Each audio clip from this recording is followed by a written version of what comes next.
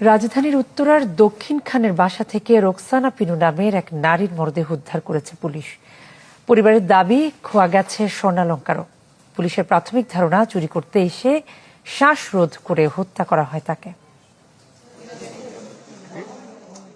রাজধানীর উত্তরা দক্ষিণ খানের ফায়দাবাদ জামতলার এই বাসাতেই সপরিবারে থাকেন মোহাম্মদ সোহেল।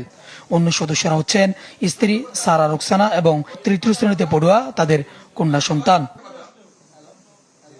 অন্যদিনের মতোই সকালে কর্মস্থলে যান সোহেল, মেয়েও যায় স্কুলে।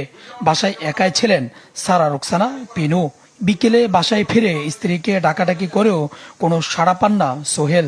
পরে ঘরে ঢুকে দেখেন মুখে বালিশ চাপা অবস্থায় মেঝেতে পড়ে আছে পিনুর নিথর দেহ, আর পাশের রুমের জানালার গ্রিল কাটা।